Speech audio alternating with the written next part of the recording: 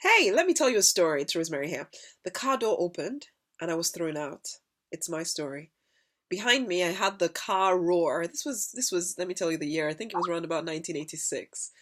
I heard the car roar, rev up as though it was going to drive off without me, and I turned to shout, "Wait for me!" But I was surprised to actually find that the car was shorter than I was. Now, bearing in mind that I was about 7 years old at this point, cars have never been shorter than me at that point, so it was kind of unusual. And I still remember thinking to myself, "Why is the car so squished?" And this is the thing, my whole family was in that car, all squished. I had been holding my baby brother in my lap when something strange had begun to happen, which now I know was the car somersaulting, okay? And it had ended up with me being thrown out of the car and my family being trapped in the car. And that was the day that everything started to change, okay? My dad's spinal cord had snapped, leaving him unable to move, and he was paralyzed from his neck down for the rest of his life. His promising career was destroyed in a few seconds, and I started, or possibly continued, on a path to being a victim of circumstance for the next 25 years or so, okay? Of course, I had no control over whether the accident happened or not. I wasn't driving or anything. And I suddenly I was only 6, so yeah, I could say that I had no control over my reaction to the events, except I did, okay? Especially when I got to 18 and I could make my own choices as to how I reacted to things.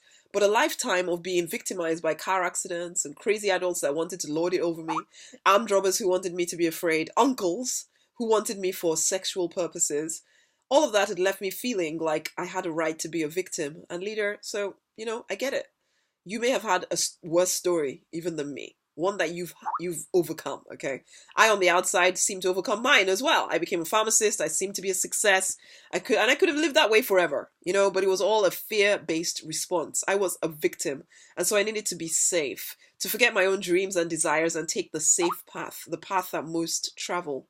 And I'd learned to ignore the whispers in my heart that this wasn't the path for me. I learned to shut it all down in order for me to be safe, to get the successful life, and then to go to work looking to look after to go on to look after my extended family with all this safe money that I was making. Because the whole tribe is rigged to make sure that every member grows up and subscribes to the fear of being ejected from the tribe if you don't follow the silent rules and play the games. And finally, I kind of got done with all of it.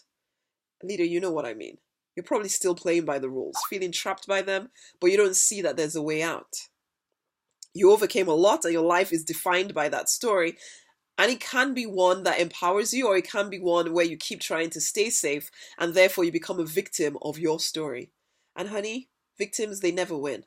Victims don't get to wake up and love their life. Victims live fearfully, trying so hard to hold on to a semblance of safety and security, trying so hard to control everything, trying so hard not to offend anyone, trying so hard to fit in, to blend in, to be liked, trying so hard to forget, to dampen, to destroy the longings in your heart, because they sense that if they give in to the yearnings to be more, then they will have to give up the safety.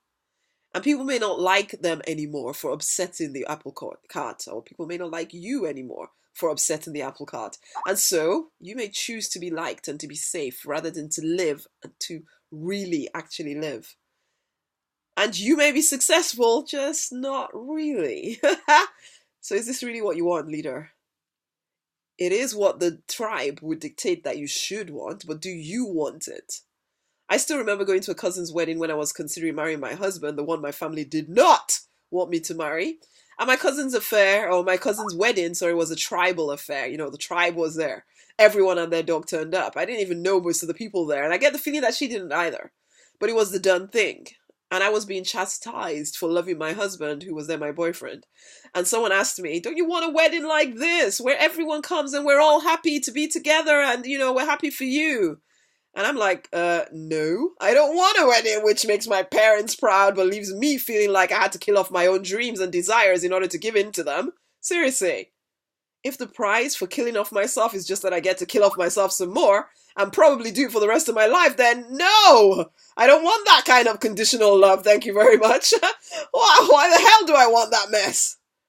But I still played along as much as I could. I've always been a bit of a rebel, but never courageous enough to be fully one until I realized This was my one life. This is my one life. And it may seem selfish to norms who just want to be liked. And maybe I'm making all kinds of mistakes, but it's my one life. And I choose to live it the best way I know how, not from a place of fear, not from fear of being disliked or of making mistakes or being cast out of the tribe. I allowed my story to make me a victim for far too long, and I'm done with that. Are you, leader?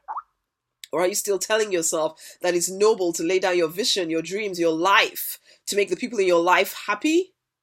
I could, and I was even about to tell you of all the people you're really called to serve and how they will not be served when you live this small, fear-based life. But you know what? This isn't about guilting you into anything. This isn't, because that would still be fear-based living. And again, there can be no victims in the life I'm calling you to. Victims don't win. And I want you to win. Choose the champion's life because you want it. Choose to go after every dream in your heart because you want greatness.